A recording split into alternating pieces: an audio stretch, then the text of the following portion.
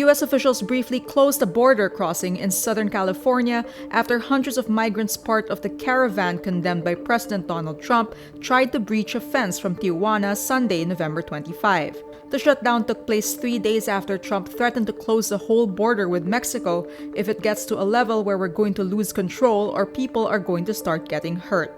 Border officials in San Diego, California said on Twitter they temporarily closed the San Isidro crossing point to both vehicular and pedestrian traffic. The order was lifted some hours later. Mexican Interior Minister Alfonso Navarrete accused some of the migrants of attempting the Tijuana crossing in a violent way. Navarrete adds, far from helping the caravan, they are hurting it.